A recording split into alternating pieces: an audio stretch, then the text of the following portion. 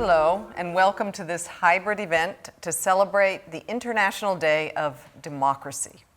My name is Melissa Fleming, and I am the UN Undersecretary General for Global Communications, and I am delighted to be moderating today's discussion. Today is the 15th anniversary of the International Day of Democracy, which was established to provide an opportunity to review the state of democracy in our world. Unfortunately, in our time, the outlook is dire. Democracy is backsliding. Civic space is shrinking. Distrust, mis- and disinformation are growing.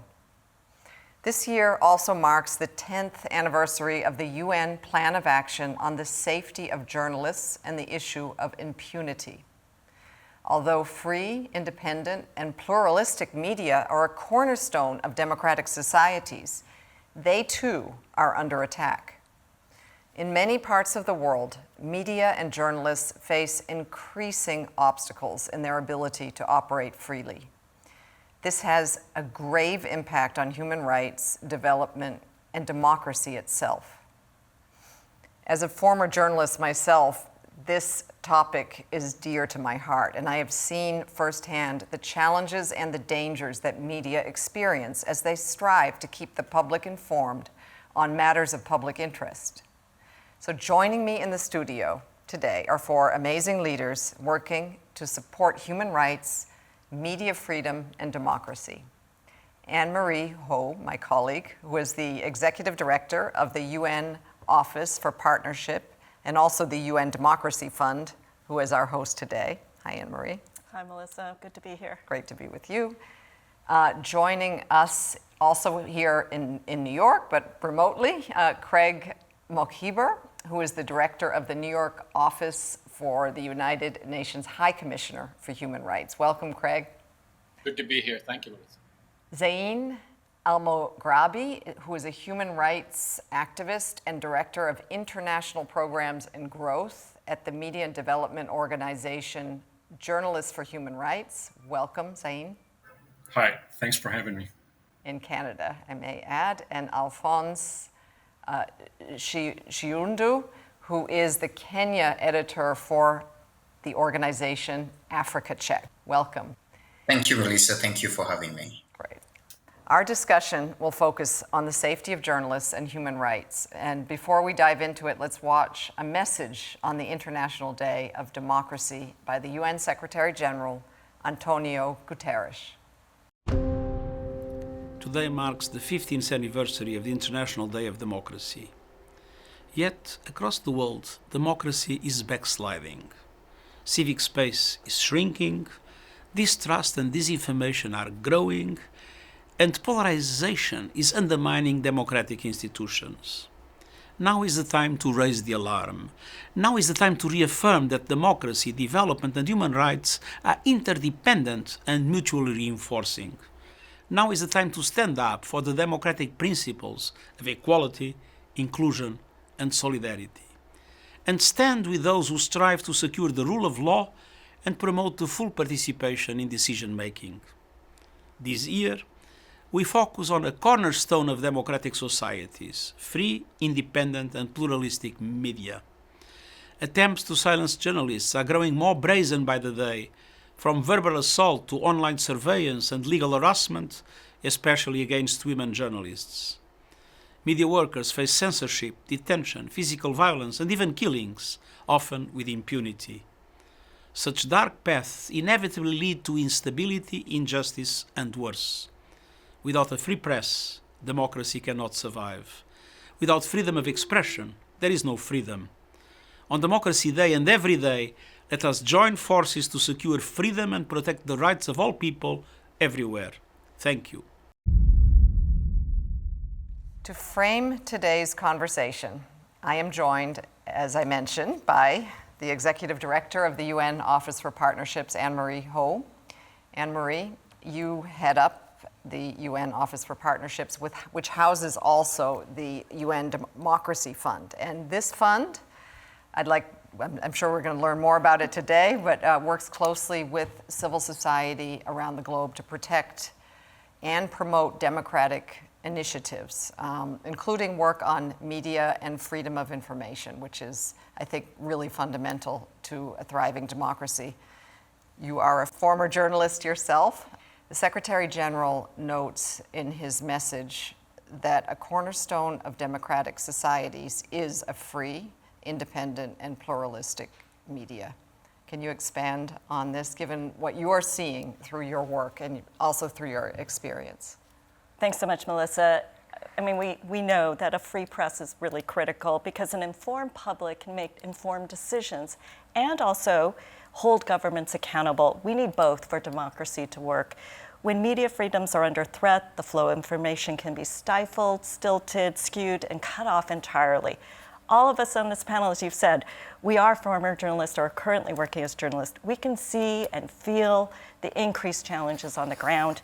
As UNESCO has recently reported, 85% of the world's population has experienced a decline in press freedom in their country in just the past 5 years.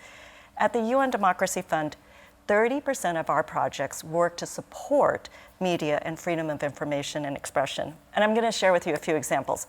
Drafting legal frameworks to access information in the Gambia, combating hate speech in Albania, supporting citizen journalism in Ukraine, and supporting media rights and freedom of expression in Sri Lanka. We're seeing the challenges that our partners are facing, and I really am looking forward to hearing more for both Alphonse and Zain today. That's why this year's International Day of Democracy, we really wanted to highlight the importance of free press. It's for democracy, for peace, and for delivering the Sustainable Development Goals. Thanks, Melissa, and I'm really looking forward to this discussion.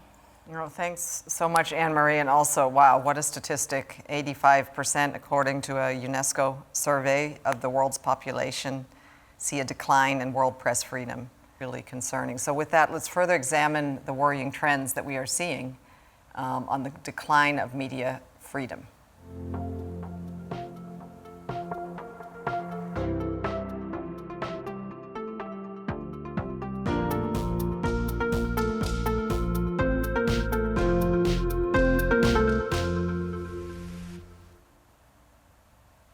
So my first question goes to Zain Al-Moghrabi. As some of the statistics show, the world is seeing a worrying trend of decline in press freedoms in the past 5 years.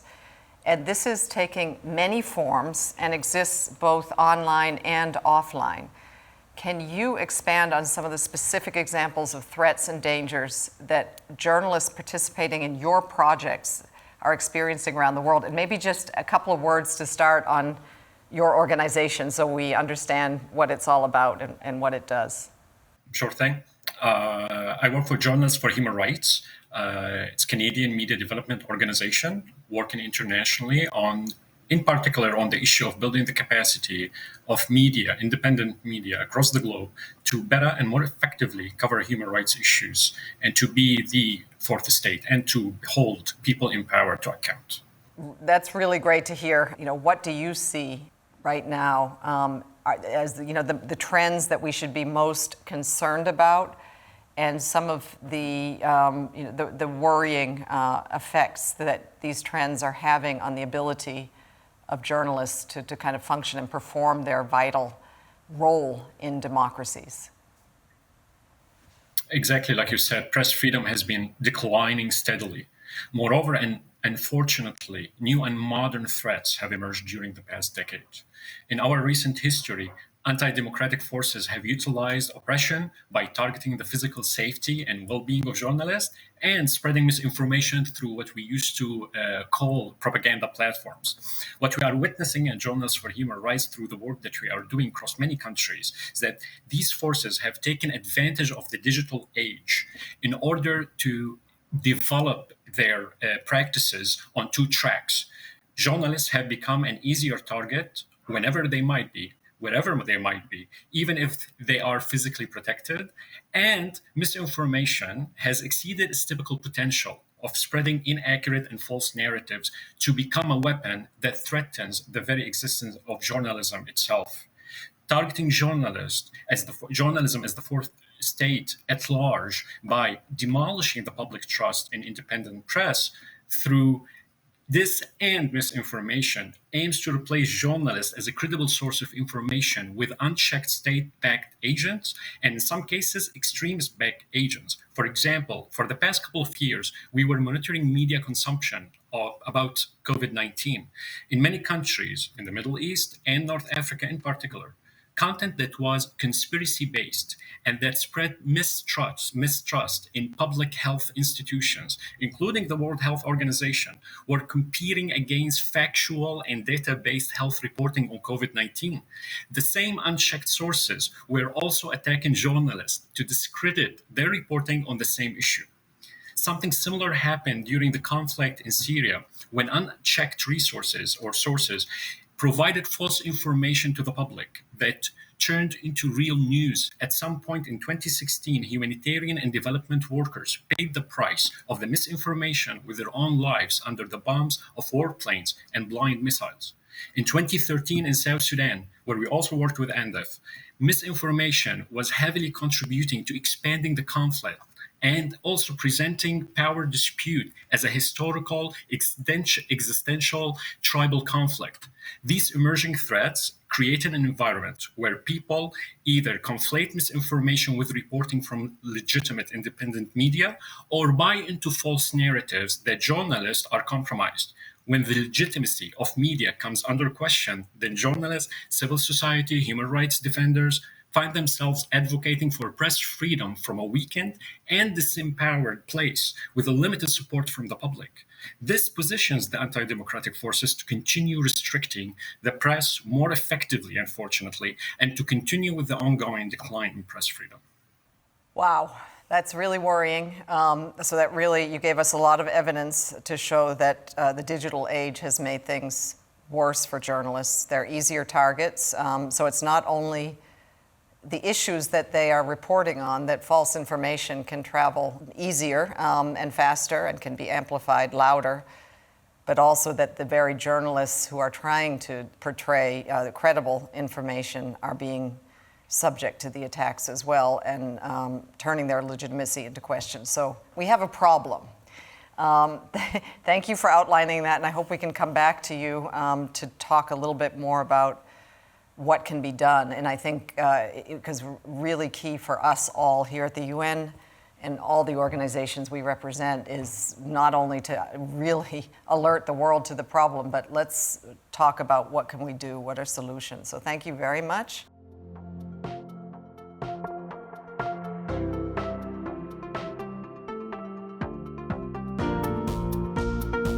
To Alphonse Chiundu.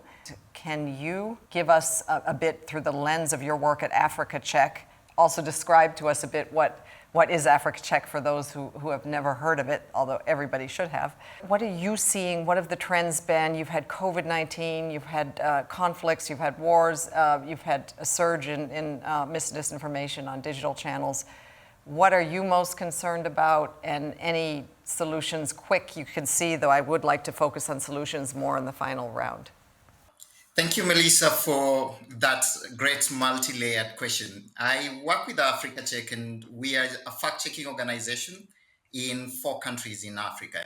And the question that you just asked is very timely because in Kenya, we're just coming from a grueling election season, which gave us a front row seat on these aspects of information pollution, the misinformation, disinformation, and the chokehold that these have on media freedom. Now, the work that we do at Africa Check, which is partly powered by UNDEF, is really threefold: to reduce the circulation of false information, to amplify correct information so that we inoculate people against falsehoods, and to do lots of media literacy so that we give people the tools to figure out what's true and what's not by themselves. But when we are dealing with the spectrum of false information in times of heightened competition for power, such as what we just said in Kenya in the last few months, and what we are seeing in different parts of Africa, like in Nigeria, where elections are coming up early next year, it's usually easy to forget how that affects journalists and media houses. We had a situation in Kenya where several social media users, most of them public figures, with a bigger digital following than mainstream media put out false information, like doctored videos with incendiary and inflammatory content. And when journalists called out these folks for spreading obvious falsehoods, their supporters accused the journalists of being biased. And what we saw was very partisan polarization, most of it fueled by false information, to an extent that journalists and media houses became targets of sustained digital criticism in blogs, on Twitter, on Facebook, on YouTube, and even in WhatsApp groups. There was what I would call gendered mis and disinformation, which was really brutal, especially for the female journalists. And why? It's because they asked a male politician a question during the debates, and that the supporters of the politician did not like. And suddenly there are all these manipulated pictures, social media posts, false stories, attacking journalists and spreading falsehoods about their private lives. And as I make this last point, I have to say there's good news. So what helped with the Kenyan election is the unprecedented transparency that we saw from the Electoral Commission, from the judiciary, especially the Supreme Court. These institutions gave journalists, the media, and the media all access to spokespeople, to information, to facts, and patiently explained their processes and decisions. And I think it's that light on facts, that access to information, that trust in the media, in journalists to deliver the information credibly to the public that made democracy win in the end. Back to you, Melissa. Thank you for that bit of good news, and that shows that if you have responsible institutions aligned with the journalists, then it works. But one follow-up question, because we read a lot of criticism in the media about Meta in particular around the Kenya elections, and that despite the warnings that there could be a repeat of election violence that would be spurred by mis and disinformation on social media platforms, that the moderation didn't seem to be working, and that there was a proliferation of false information and actually really hateful language circulating, and very little done to moderate it. What was your observation? Now, my observation when we look at the work that we do with Meta and with the platforms across, so with Twitter, with TikTok, and all those platforms, we collaborated with them ahead of the elections. And the whole idea of the collaboration was to have fact checkers look at the claims as they show up on the platforms, alert the platforms so that we disrupt that cycle of false information. The only problem is there was an avalanche, a flood of misinformation, and the tools that we had, the strategies that we had laid out were not forward-looking. We did not anticipate some of the changing, some of the evolutions, and some of the tricks that the people familiar with the work that fact checkers do with the platforms deployed so that to go around what we had planned for this election. So what we have learned going forward is that when it comes to fighting misinformation during crisis, during pandemics, during times for election, we have to be in a zone. We have to be prepared to be forward-looking. We have to be prepared to be flexible. And the last thing is we have to have numbers. Like if it's fact checkers, if it's journalists with the skills to fact check, it's moderators for the platforms. They have to have local knowledge. They have to have numbers. Having moderators based outside the country and relying on fact checkers who are few and like overwhelmed, it's not really effective when it comes to fighting false information during such fast-paced seasons such as elections. And these are lessons we hope to take to Nigeria when they go for the elections in 2023 and in the other 4 countries where Africa Check operates. And we hope that the partners that we have made, including some of the colleagues that we introduced by UNDEF and other partners, is that we will seed those lessons across the continent.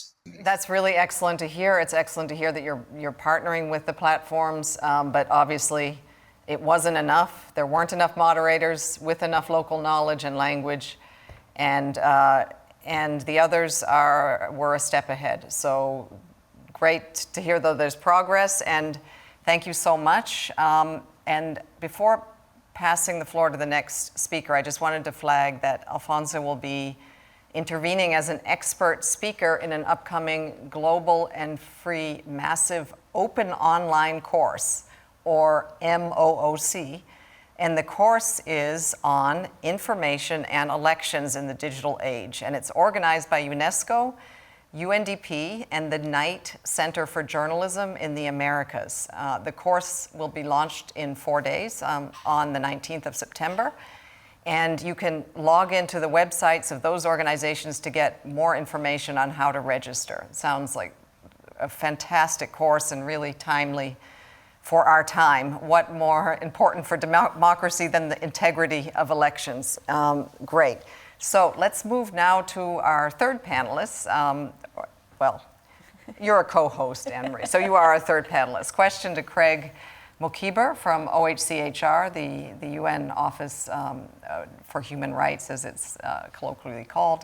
We should not forget that much violence and harassment, and I think this, Zain mentioned this as well in his intervention, is aimed at women journalists in particular. And it happens, obviously, offline. That has always been the case, but in the digital age, it is becoming much, or has already become, supercharged and much, much worse for women journalists trying to perform their work. In a 2020 survey of 714 women identifying journalists from 125 countries, UNESCO and the International Center for Journalists found that 73% of women journalists had experienced online violence in the course of their work. 73%.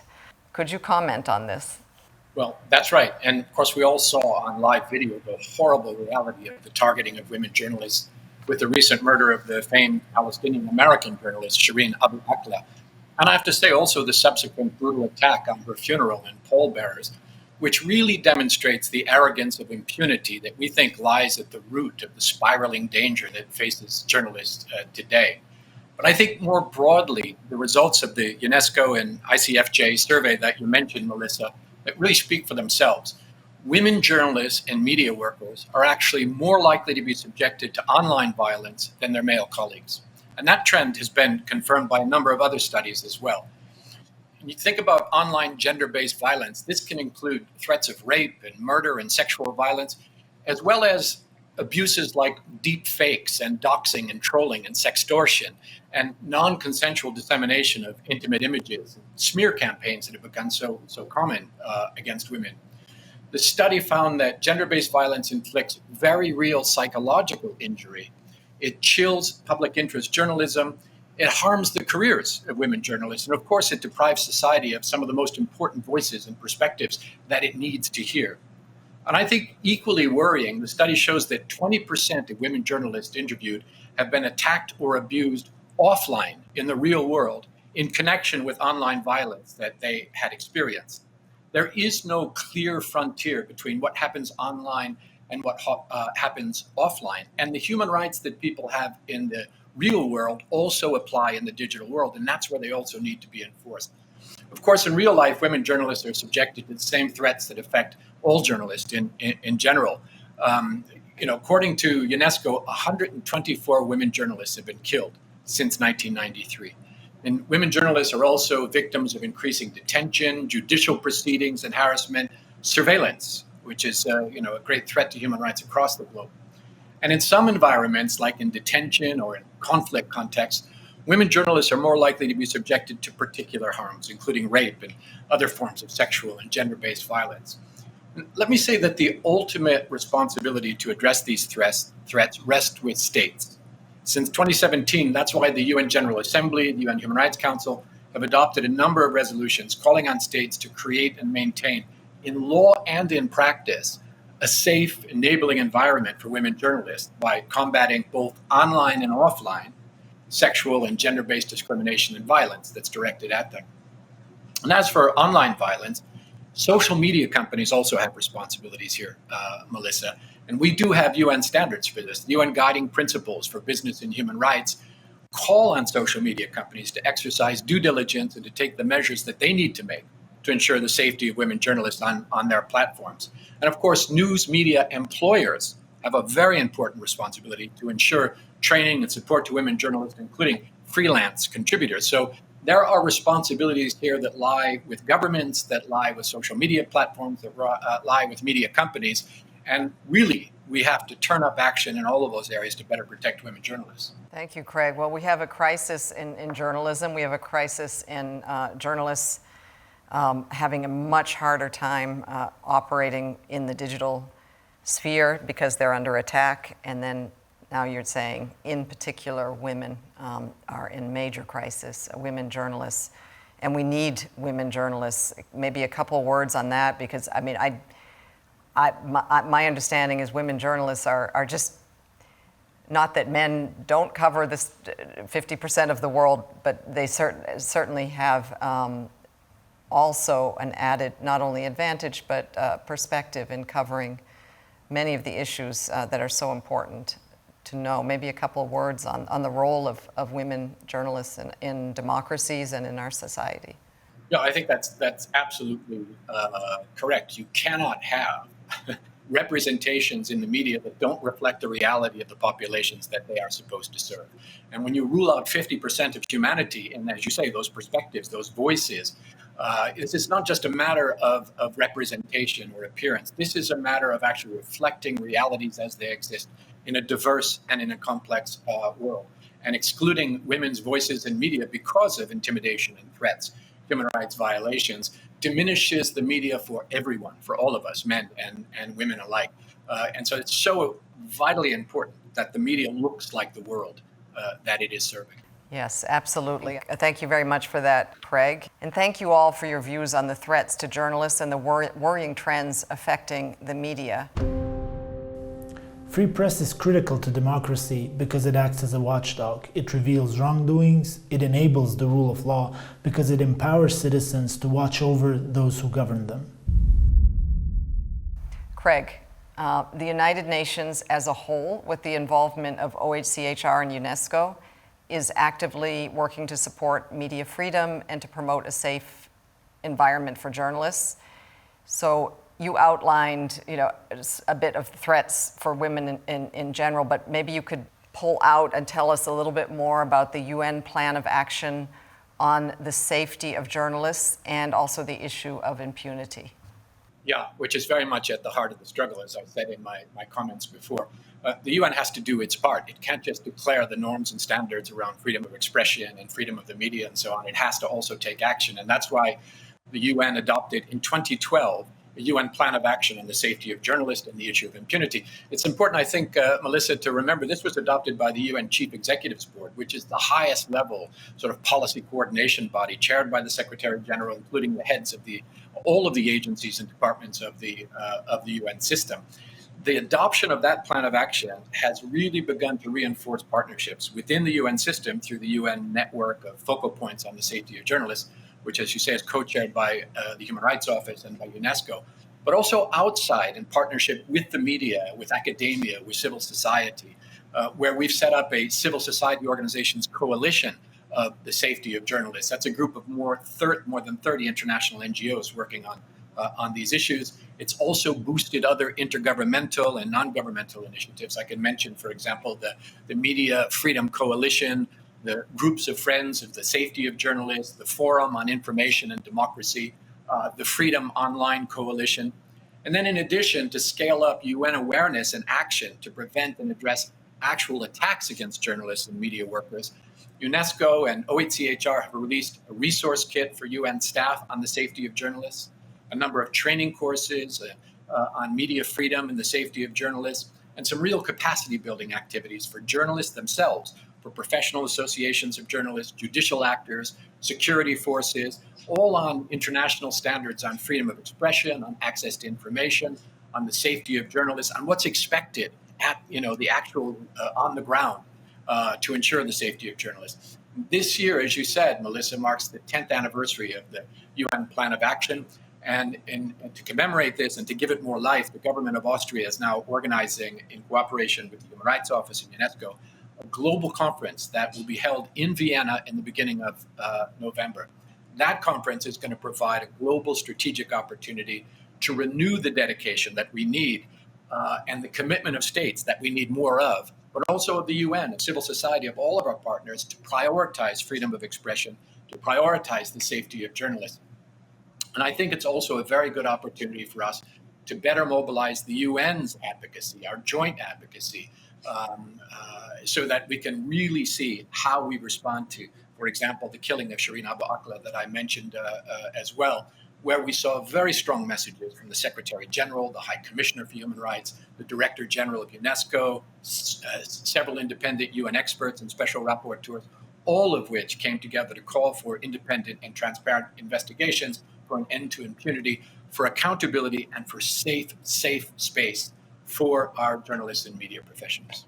Thanks for outlining all those areas and all the activity that the UN is undertaking in this area, but also civil society that is so important so that journalists don't stand alone and that we're all advocating for their safety so that they can perform their incredibly vital function for our democracies. Now I'd like to ask Alphonse, fact-checking is also a relatively unsung and relatively new profession, but absolutely vital. How does it, though, relate to freedom of the press? Like, how would you describe that? And any also solutions that you might see that you weren't able to mention before?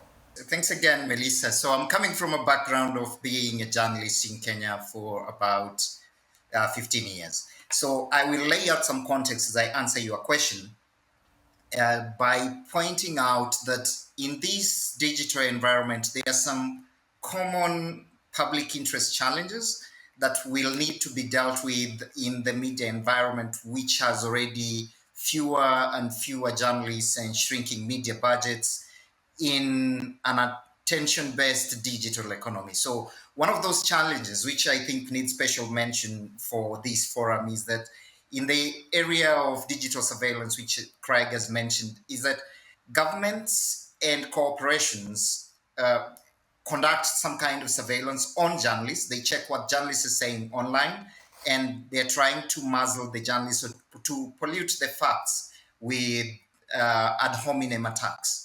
So this is unlikely to go away anytime soon because it appears embedded in the very nature of the political economy of the many countries in Africa where we operate in, more so when we juxtapose it against media ownership, against revenues, and against the news sources that journalists speak to. So the question then comes, is it possible for journalists to do something about it? And my quick answer is yes. And we experimented bits of it during the election. And we said we need to collaborate more. And we formed a collaborative journalism project, which it was sort of a coalition of the willing.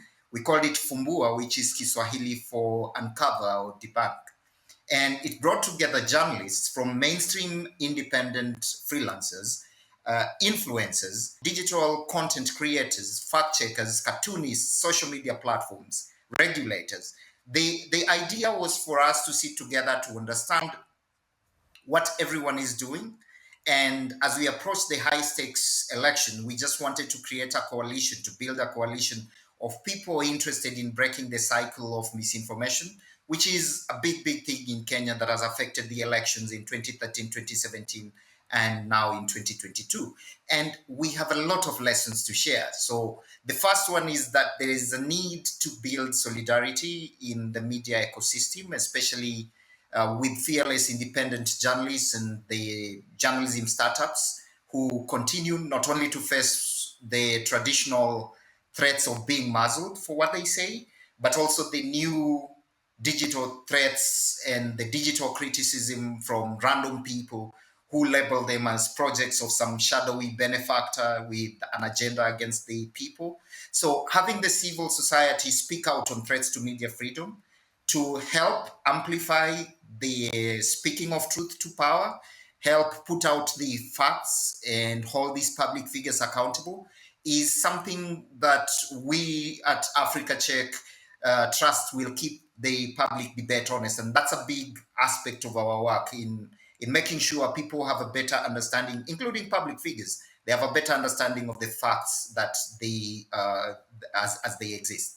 So we keep experimenting, we keep learning, and because these digital challenges to media freedom and to press freedom will keep evolving. And as I mentioned, approaching the next watershed period for misinformation with the same strategies that we applied previously might not work, because the peddlers of misinformation, the merchants of disinformation, keep changing their strategies as they try to be more effective. The way Mohaiba mentioned, they're trying to be much, much more effective in polluting the information ecosystem.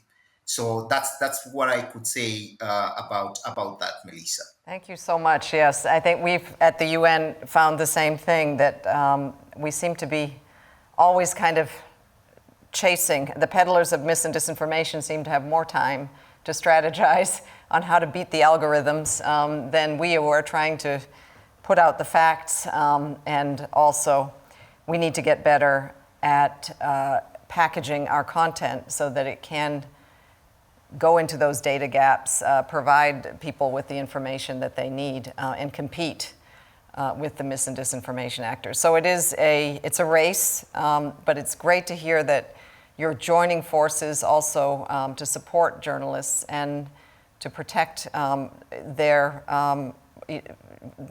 findings, and also, as you said, civil society to amplify what they're saying and not let them just stand alone.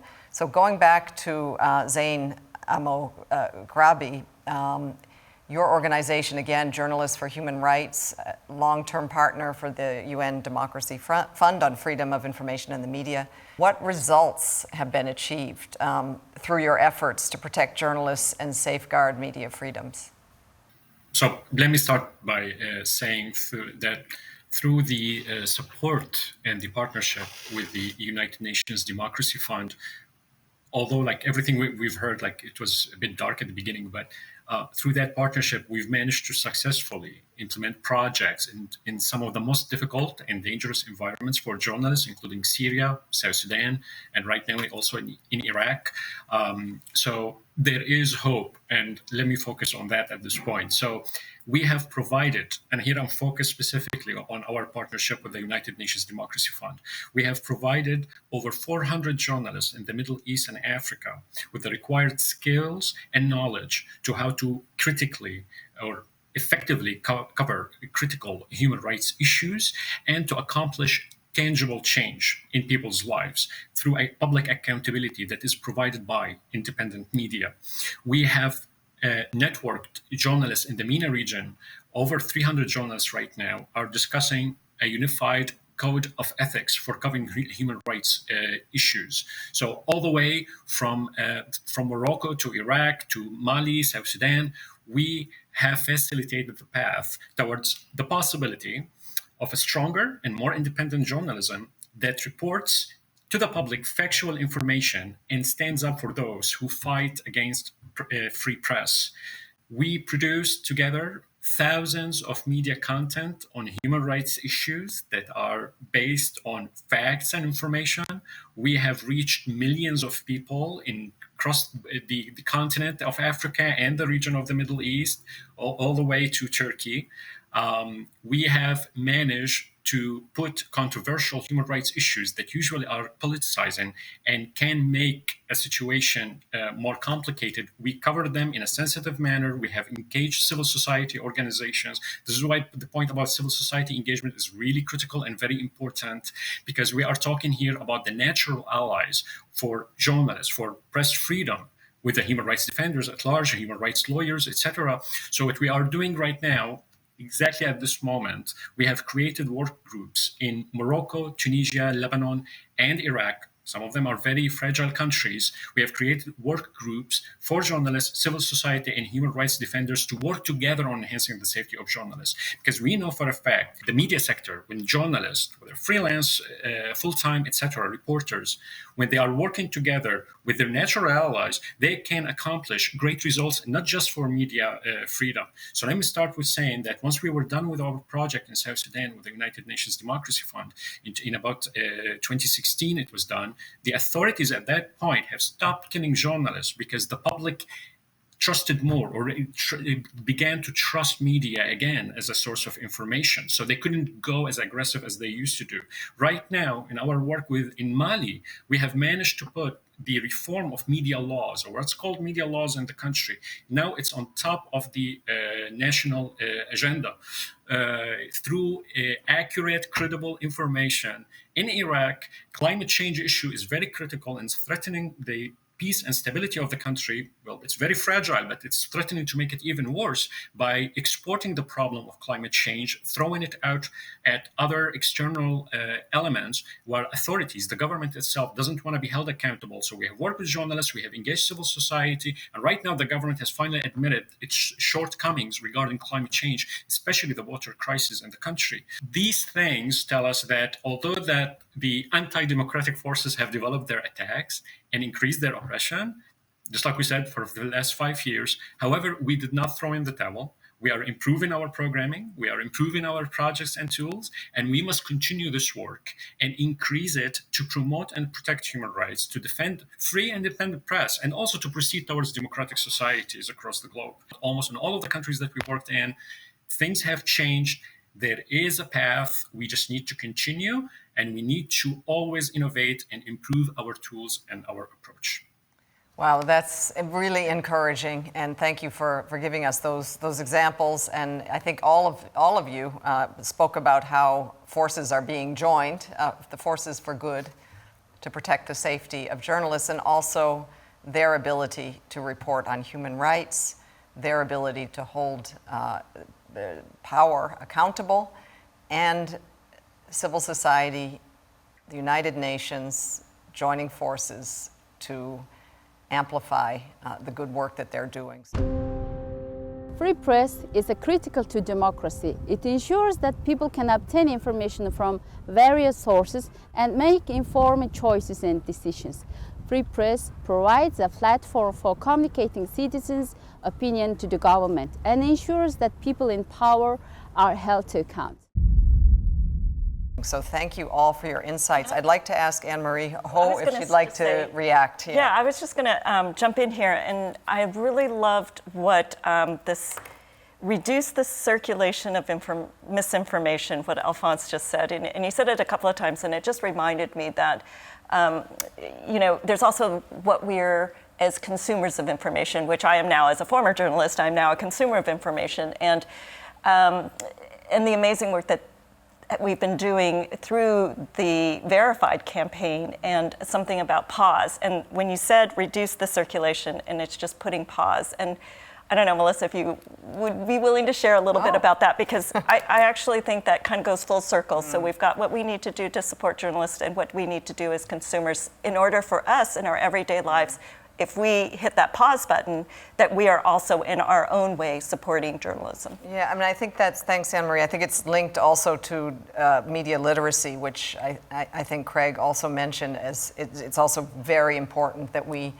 work with the public so that they understand how to navigate this really bewildering information ecosystem and space, and so that they also don't become part of the problem. So under our Verified initiative, which not only tried to make UN information more consumable and more competitive with mis and disinformation, but good information, but we also worked on getting people to understand that they need to check what they're reading, that they need to be their own investigators. Look at the source, don't be impulsive, because that's exactly what the algorithms are trained to get you to do. Your hearts start to race, share it further. You're going to be part of the problem. So we can also, as members of the public, learn about our own responsibility in supporting a healthy information environment and not spreading mis and disinformation further. So our motto is pause, take care before you share.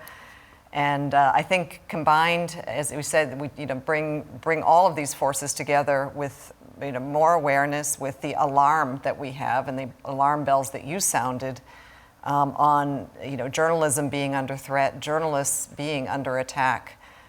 Journalists being a pillar of our democracies, or even in countries where there's no democracy, really important structure, but also the online environment is something that we need to address.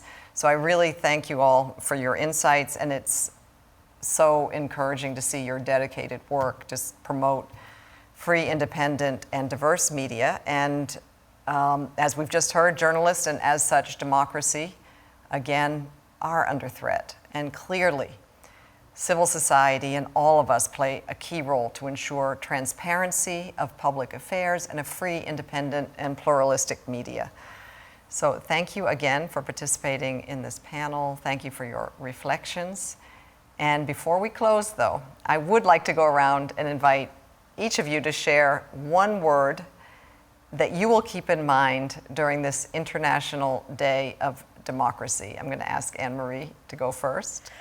Yeah, I jotted down so many words, and I think the one I'm going to end with is really solidarity. I heard that loud and clear from all of you, our partners, and that's the word that I'm going to continue to push, and we need solidarity in all of the work that we're doing to keep journalists safe and media free. Great. How about you, Craig? Let me go with responsibility in that case. The responsibility of holding perpetrators to account, the responsibility of all of us as media consumers to do as you suggested, Melissa, to pause and to make sure that we're not spreading disinformation and misinformation, the responsibility of the UN to be true to its own norms and standards, the responsibility of media companies to do their part as well. Absolutely agree. How about you, Alphonse? I will go with agility. So the agility of fact checkers to adapt and figure out strategies to fight misinformation as these evolve. Ability of platforms to also adapt their algorithms, adapt their tools, internal tools to disrupt the flow of misinformation. And the agility of the civil society to find ways to protect journalists from the threats that they are suffering or facing from the digital ecosystem. Excellent. Thank you, Alphonse. And last but not least, Zain? I would say accountability. Whether we are looking at accountability at people in power, formal power structure or informal power structure, or even towards ourselves as a civil society, as journalists, as human rights lawyers, we should always keep that in mind, because if accountability is functional, good governance main element is functional, then even misinformation will not have enough space. So it's a fight that on many different kind of fronts, then we have to always remember that accountability is the base for a good governance. And once there's good governance, we can handle misinformation and stop it before it causes severe damage, because it's doing that already. Excellent. Thank you. I think that was a really inspiring way to end. I might just take the liberty to say, maybe add one point, unity. I think I heard a lot of examples of joining forces to support the freedom and the safety of journalists and the reporting of the facts. So thank you everyone for joining us today, and thank you to the UN Democracy Fund and OHCHR for your support. Take care.